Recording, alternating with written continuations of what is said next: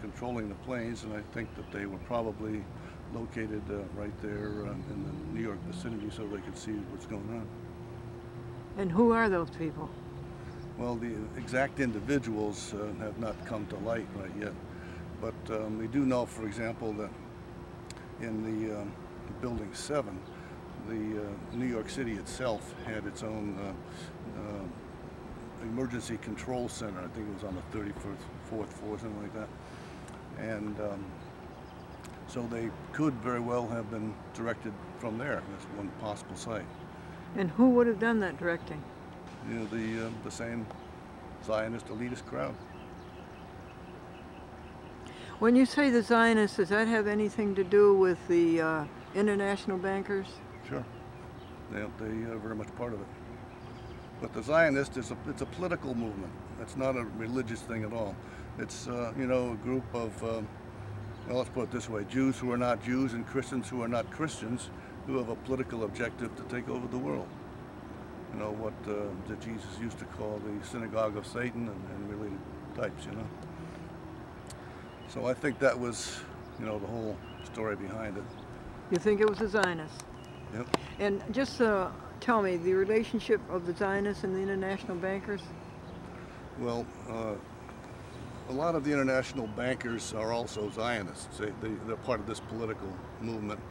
They're, the recent, you know, financial turmoil we had in 2008, for example, was pretty much concocted by the bankers in the first place. You know, they had set up this whole bit of making mortgage loans to people that really didn't qualify for them. And the idea was that they could make more profits that way, but then when the real estate market turned around, the whole bubble burst and, yes, and came tumbling down. Well, the same people there are the ones that control money throughout the world, not just in America, but, you know, the whole London city scheme throughout all the world. They really have an enormous amount of power. Indeed they do. Now, when the bubble broke, were the national bankers surprised or were they hurt? Well, some of them knew it was coming because they got out, but others probably were legitimately surprised, at least surprised to the extent of how rapid the crash occurred. Yes, Yeah. yes, very. And Ed, have they recovered? Have they rebounded in any way, the international bankers? Well, of course, we were forced to turn over literally trillions of dollars to them, and all of the TARP money and the bailouts and so forth that ended up in the hands of the bankers. But Ed, it's the international bankers who took away our coining of the money and the so-called unfederal reserve system. They just make the money. So how? They created a thin air. Huh? Yeah, exactly. They actually hope for things like wars and national catastrophes because then the government is forced to borrow more money, and the more the government borrows, the more interest they earn. You know, so I mean, it's a sweet deal from their point of view. And they give money to both sides of the war. Sure, absolutely. Now, tell us who these political parties in my day. That's why they control. What did you say? They give money to the political parties. In fact, literally more than half of the campaign funds that go to the president come from these controlled Zionist sources. And they give to both sides, don't they, Ed? They give to both sides. Sure. That's right. And they tell both sides what to do, right? Precisely. That's the whole rub of it. You know, we like to think that our president is the #1 man who makes the decisions, right? Yeah. Unfortunately, that hasn't been so for at least 50 years now. It's the same internationalists that really, literally tell the president what has to be done. Absolutely. Yeah. Who was it? Woodrow Wilson said that this evil goes on and you don't dare talk about it above the hush of a whisper? That's right, something like that. So it's not something that just happened last week. You know, this has been going on for a long time. And that's why we have so many problems these days. You know, the very creation of the Federal Reserve System, that's a privately owned central bank. It is indeed, and that's the source of their wealth and their power. And the enterprising Americans who went to Switzerland and found out who was on the board, part of the Federal Reserve Act was that nobody should know who's on the board.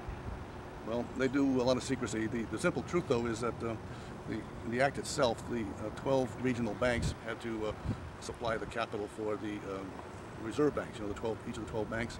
And so there were about 6 or 7 large New York City banks that bought the bulk of the stock in the New York Federal Reserve Bank. And that's the one that more or less controls the other 11. Judy, why don't you do that? Why don't we all do that? Go alone with God the first thing in the morning. Feel the power and claim the treasure.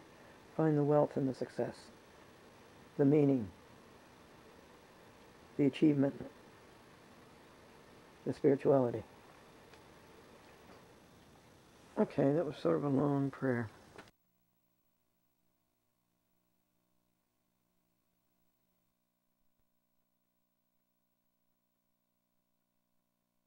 Wow. And that's a card in there, or is it a hard drive? No, it's an SD. SD. This one takes 2 SDs. 2 of them, yeah. Yeah, what's that for? How long does each one of them last? There we go. This SD, this one's 16 hours and this one's 16 hours. Oh. But the battery doesn't last more than an hour and a half. Yeah. Wow. And you charge this through the computer. Oh, yeah? Yeah, you charge it through the computer. This one you charge on AC. What do you, is it a UBS connection or what? Yeah, it is, right here. Yeah. That's a UBS. This Oh, is, okay, This is yeah. DVD connection. You can Oh. see it through DVD. Ah. And this is if you have a high definition television set. Aha.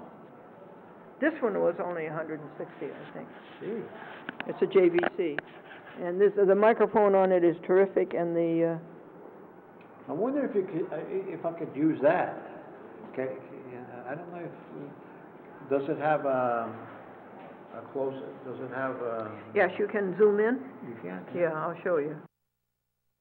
Turned it off accidentally, but this is the zoom in. Right up here, this little button here. See it Yeah. zoom? See it Yes, zoom in? yes, yeah. See how Yeah. it? Isn't that interesting? Yeah. And this is zoom out down here. That's about as good a gift wrapping as I can do on it. That too is good. Did you autograph it on the inside? You did. All right. No, but we can do that later. We're all going to lunch now. Okay, let's go. How shall we go in cars? I don't have a car here, so I'm Ah. going to spend it on a ride. Ed, you want to drive Joe and me? And Sarah and John and Greg and Arnie go in one car? Even though we didn't connect the Schubert. I go with Albert. Oh, okay, you go with Albert? I got a lot And of Greg? junk in my car, though. I'll have to move all the junk in the trunk. I got a lot of junk in the back seat. Well, then why doesn't John Schubert, Sarah, and Gregory and Arnie go in your car, and you go in your car, and then I can go with Ed? I go with Walt. He says he's got a lot of junk to move. Yeah, but there's room for one with me without no problem. Okay, that's fine. That's fine. Greg, will you carry the pink? No, Greg is the cameraman. You could follow me. You could follow Well, why me. don't I shut this? I know what needs to go. Now I want to shut this off. I don't know exactly how to get controlled by the Rothschilds, is that right? Just a second, let me get that.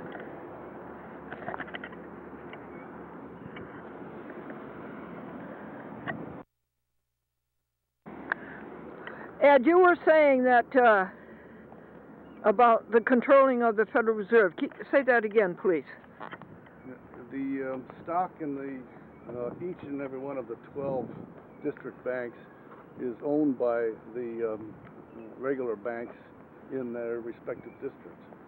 And in the case of the New York Federal Reserve Bank, which is by far the most powerful in the 12, they were owned by primarily 6 or 7 larger New York City banks, which in turn were owned primarily by European banks, banks controlled by the Rothschilds. And Banks controlled by the Warburgs, Rothschilds? Warburgs and all that crowd. Yes, and the LaFrere brothers. Yeah, sure. And So, go ahead. so therefore, it would be fair to say that our Federal Reserve System is actually owned and controlled primarily by foreign bankers. It's really a weird system, and it definitely is not owned by the United States government. The government never had a single share of stock in the whole operation. No, there's nothing federal about it. No. And Ed, not only were people not to know who was on the board, but also they never could be audited. Yep, that's another thing. They've been subjected to demands for audit, and they fight that tooth and nail.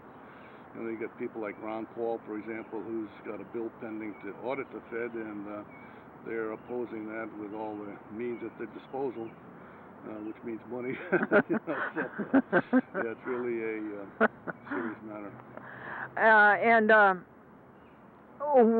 On the board, wasn't Goldman Sachs on the board?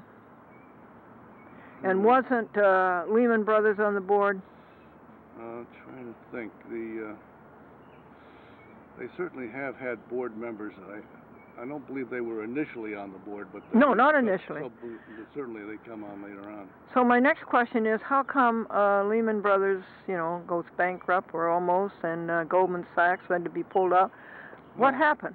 In the case of Lehman Brothers, they were heavily involved in all kinds of speculative investments, not the least of which were the derivatives, where they were charging a fee to have what amounts to a form of insurance that they would sell to other banks, in case, for example, interest rates went up or down or so forth, they would pay them a certain amount of money, and they just didn't have nearly enough money to pay those obligations, so they just simply collapsed. And then they were in such bad shape that they were thought to be beyond salvation. On the other hand, Goldman Sachs is a very strong financial institution, and even though they were shaken by some of these things, they were not as badly hurt. And then when the bailouts came, not only were banks bailed out, but a company like AIG Insurance Company, which had issued quite a few of these derivatives, well, the money went from the Treasury to AIG, from AIG to the banks, you see, and that's how that scam went down. Yeah. But they're international bankers, aren't they? Oh, yes. And international bankers failed, Ed? Yes, they did, some of them. So, I mean, the underlying problem is that our whole currency system is funny money. We use monopoly money here. The dollar bills in your pocket, they have no intrinsic value whatsoever. No. You can't get gold for them, you can't get silver for them, you can't get anything except more paper money. So that's why these international bankers were able to speculate, create such bubbles like we had in the real estate market. And eventually it's unsustainable and it collapses and we got big trouble.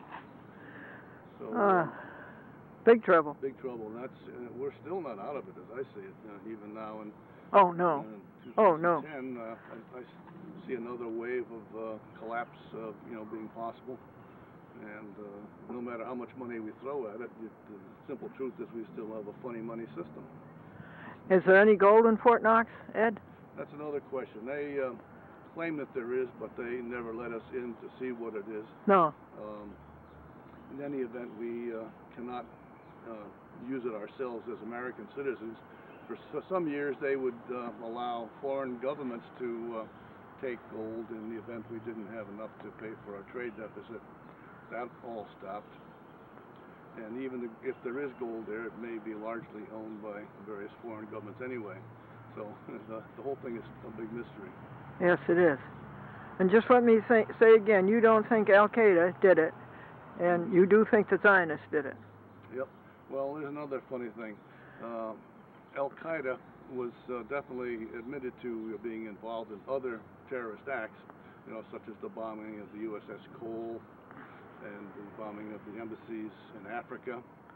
But they emphatically denied being involved in the 9/11 business. Then we later found out that the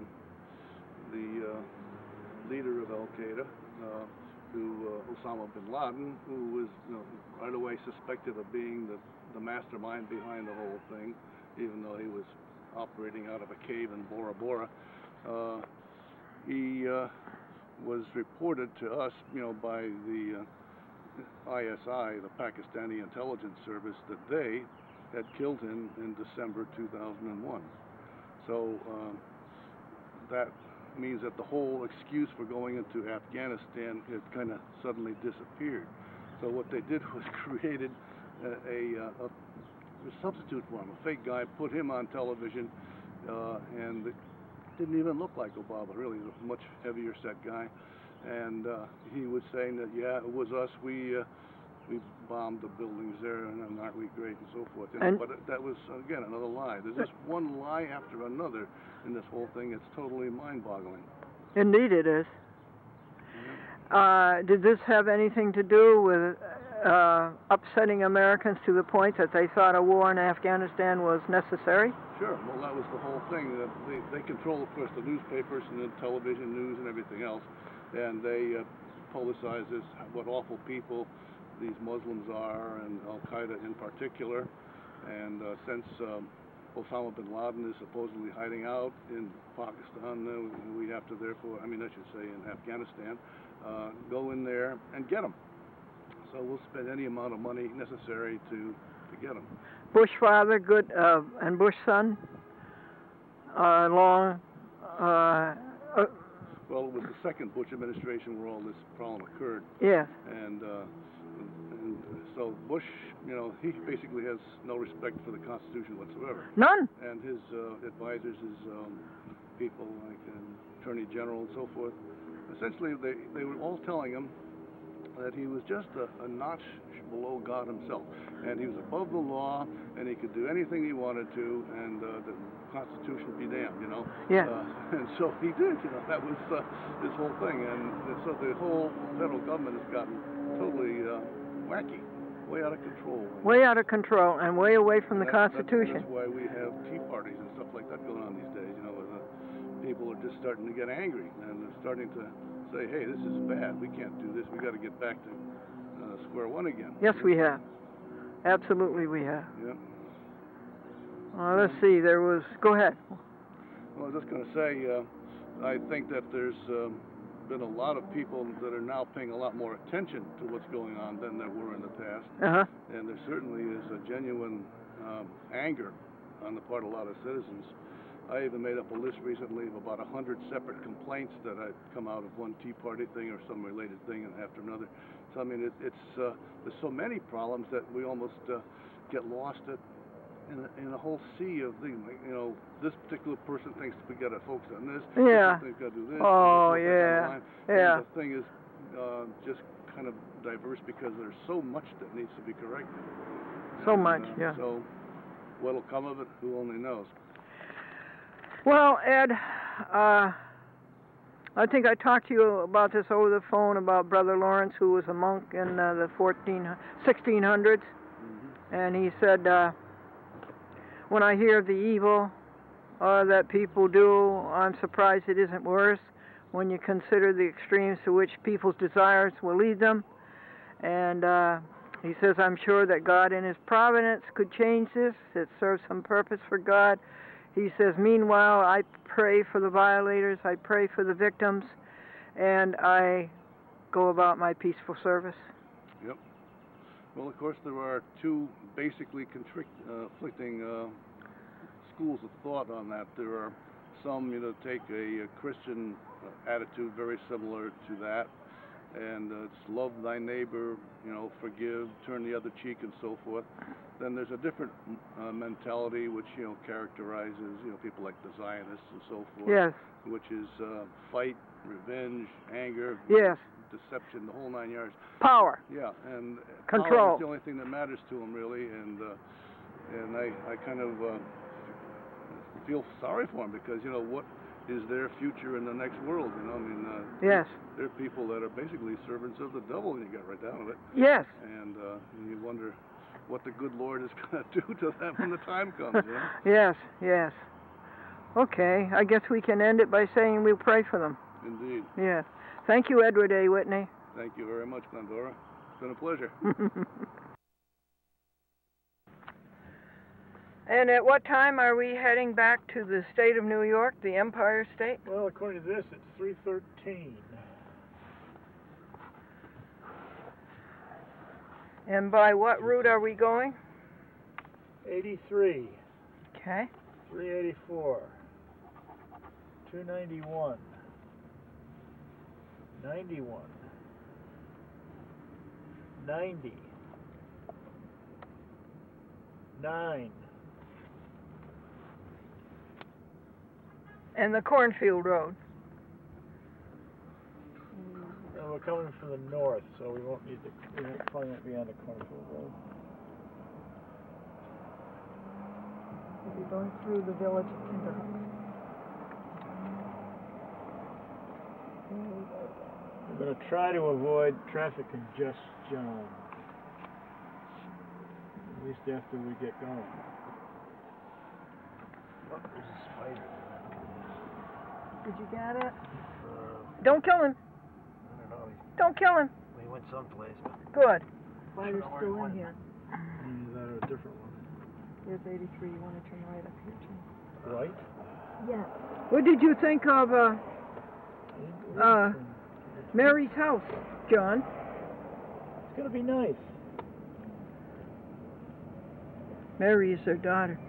This is not. This isn't the way we went. This is the way we're going. This goes. We're gonna be headed south. To 384. Oh, okay. Look at their pansies. Oh, Aren't they they're so gorgeous? sweet. Oh, Thank you. yeah. Oh, this is a part of town we didn't see. Yeah.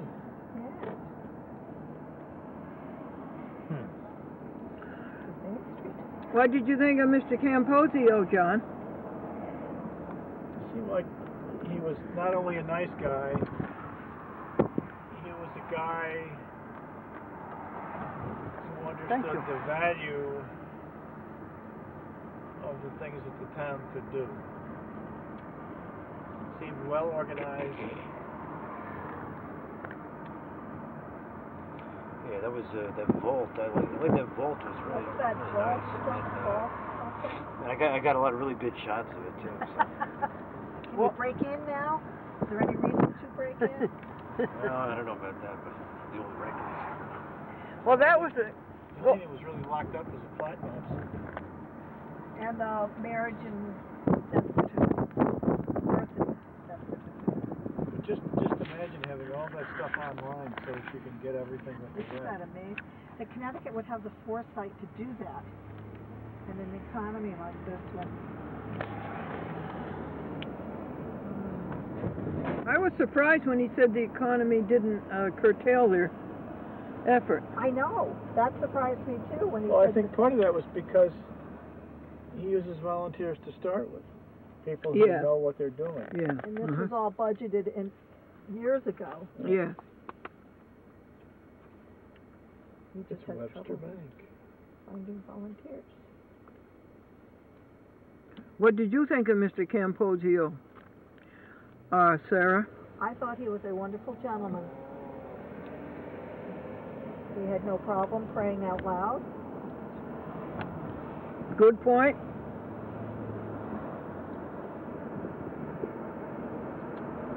So you've known him for a while now, or like? Ever since July of 2009, which would be about 10 months. Well, that was nice. Yeah, thank you very much for the lunch. That was good. Oh, you're welcome. It's Hartford Road. I guess then we know where that goes. There's signs up here after the light. To 34. And what did you think of him, Gregory?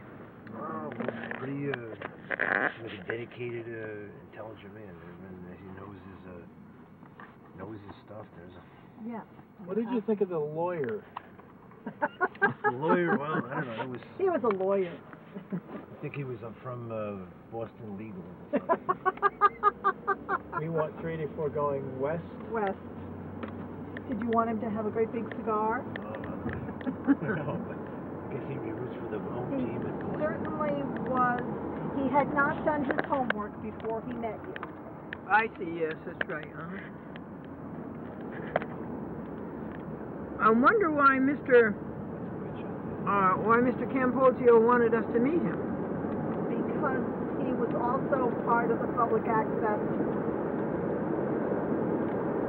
program. Government access.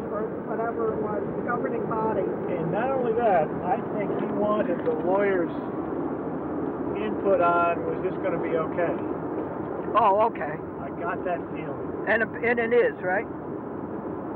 Well, if you went over to the station, did all the paperwork and everything, yes. I think they also wanted to know how it would work out with Channel 16. Yes. I think we made that clear. And that you were a serious broadcaster, not a fly-by-night person. No. Not a radical on any of this stuff. No. Not controversial. Right. Because it was his name that was going on. Oh, that's very good analysis, both of you. Also, I would help Mr. O'Neill with any program that he wanted to get on that would be public access. I would help him, show him how to do it.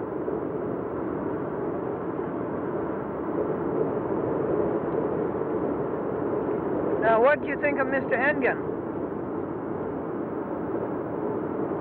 Oh, the manager of the restaurant. No, Arnie Engen, my friend from Meriden.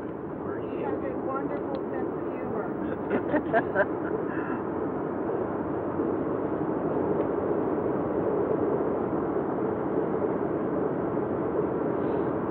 How do you spell his last name again now? E-N-G-A-N.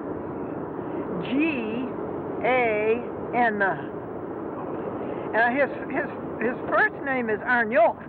That's you can see that's Norwegian. Oh, yes. Yeah, but nobody can pronounce Arnjolk, so they call him Arnie for short. And Mr. What do you think of Mr. LeBrun?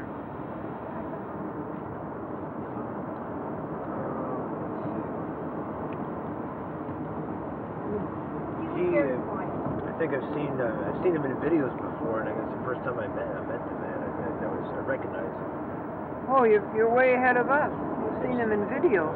Seen him was he in one of your shows? Oh, many of them, yes. What route we going on to now, folks? This is going to be 84 connecting to 291. Okay, that's Springfield. 291. No, it's not the same 291. But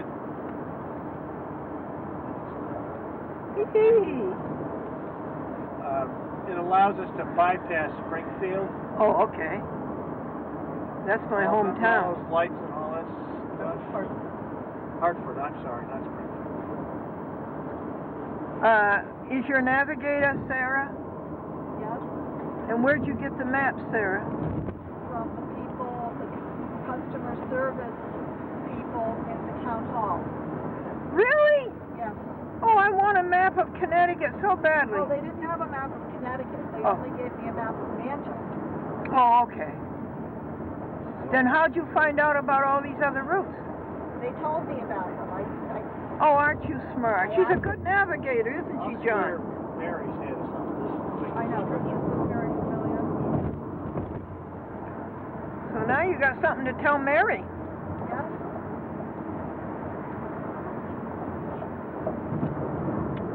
Greg is going to stay over with Linda and George, or he thinks he can sleep in the museum.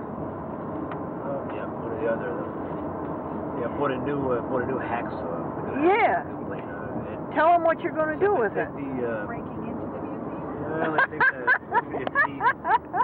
if need be, but the metal on those stairs is so heavy. I don't know. It seems really pretty strong. So it might take a while to get through that. Or it'd be easier with a torch or something to get through it. I think. What are you going to be doing to the stairs? Trying to Tell him what you got. Tell him you got this. Trying to cut them down to size. Well, she doesn't know what you have. She doesn't know about this railing and the stairs. It's like a big, movable set of metal stairs with wheels in the wheels in the bottom of them, and they're supposed to they're supposed to be easy to push around and move around, but somehow the back bars in it they got kind of kinked and bent over. It's sort of bent, but it could be, if it's cut in the right place, it could be just, set right up against the museum, and you could walk right up it. See, I don't have any railing, honey. Yeah, it would have a railing. Needs a railing. Yeah. It's got a railing. That's a wonderful. But it's going to be a big job cutting down. Are you feeling strong? He is strong. He's very strong. You can get through it, but it looks like a pretty heavy steel to me. Well, thanks. He's going to give it a try anyhow. We got to go to Pittsfield, too, tomorrow. Do we? I think. We'll call John McClendon again. John, did you have a good time? Yeah. Yes or no? Oh, I said yeah. No, you said, yeah. Yes or no? I want a firm yes or I'm no. retired. I don't have to pay attention to English. I'm retired longer than you are. Oh, you're still working. So are you. Well, I'll tell you what. I can. I'll stay at the museum tonight. I can do that. I got the. I have my car, and between that and everything else, I'll be fine. I'll take you over and show you the. This mattress is really comfortable. It's 3 foam rubber mattresses with a fleece on top of it, and there's 3 or 4 huge blankets over there. Oh yeah. Oh yeah. Yeah. Some people are flying around here.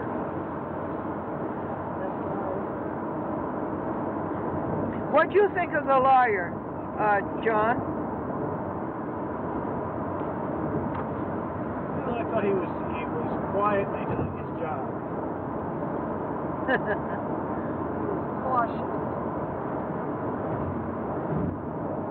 He was good in the sense that he could get the answers he wanted without being in your face about it. Say again, honey. I didn't hear you.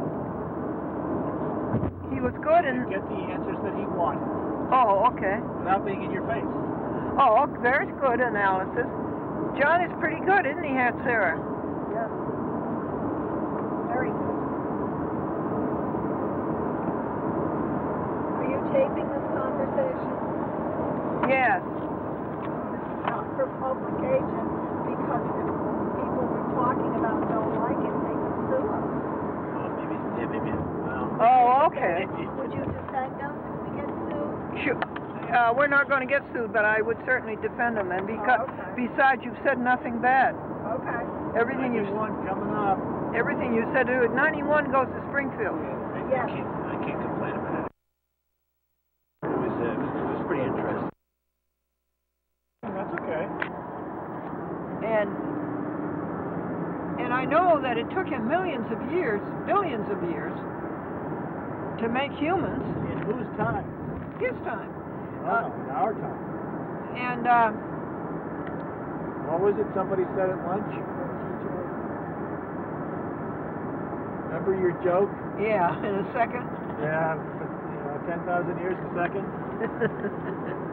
10,000 years in our time. No, a million years is 10 seconds. No, a million years is a second. How long is a million years, God? 1 second. Here's Springfield. Yep. This is where Glennie went to college, where Glennie met Franklin, where Franklin was a newspaper reporter, and where Glennie went to high school. So your brothers called you Glennie? Yeah, and my mother and father and my sister. But you were named after someone, weren't you? No. Oh, there's the Campanile, and there's City Hall, and there's Springfield Auditorium. That's a very nice setting, a Greek setting.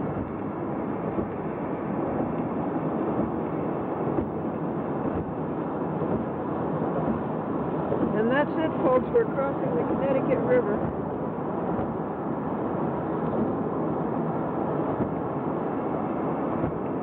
And now we're in West Springfield.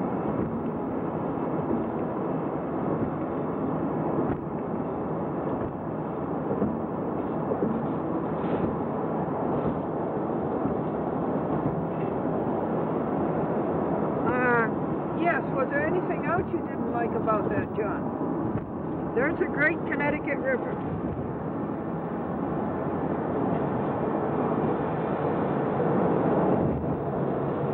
It wasn't that I didn't like it, I just challenged you on it, that's all.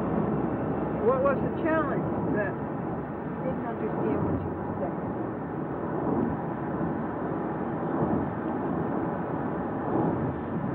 No, I didn't see anything wrong. I was saying it's on autopilot. That's what he wanted. Is there anybody in that car? Yes. Yes, there's a person in it.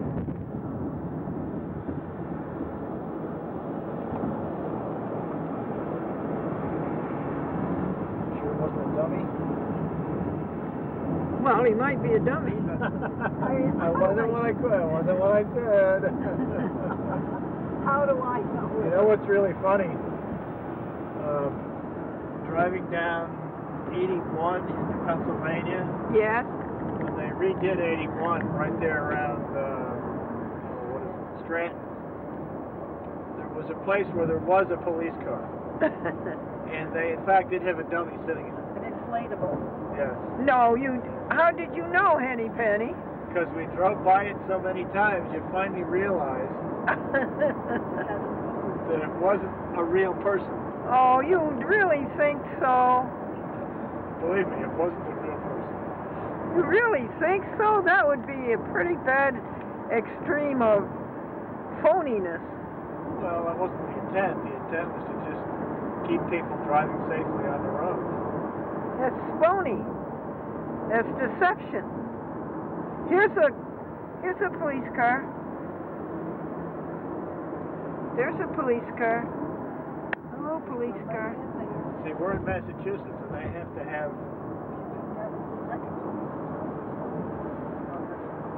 police cars in the roadwork areas. In where? In the roadwork areas.